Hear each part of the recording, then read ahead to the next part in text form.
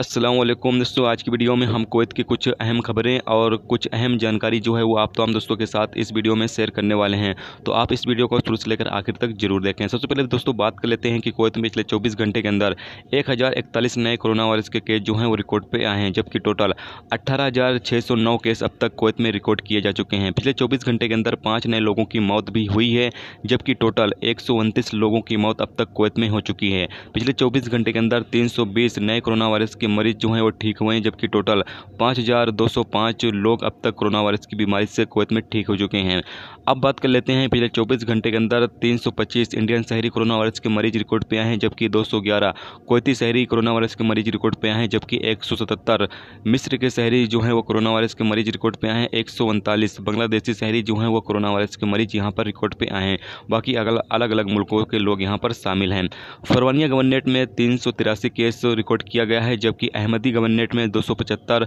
हाउली में 173, कैपिटल में 107, जहरा में 103, जलेब अल सुवैक में 91, खैतान में 91, मैबोला में 89 केस जो है वो रिकॉर्ड किए गए हैं।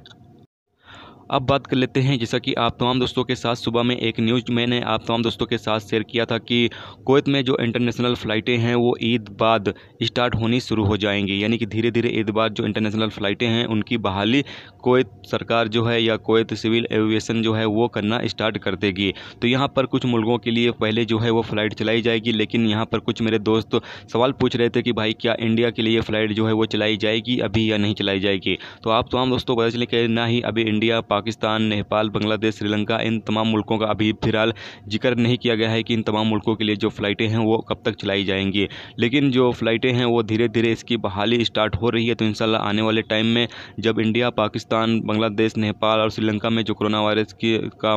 बीमारी फैली हुई है ये जब कंट्रोल हो जाएगा तो इंशाल्लाह इन मुल्कों के लिए भी कोई सरकार जो है वो फ़्लाइटें स्टार्ट कर देगी। लेकिन जब तक कोरोना वायरस की जो मर्ज फैला हुआ है इस पर जब तक कंट्रोल नहीं पाया जा सकता है, जब तक जो है वो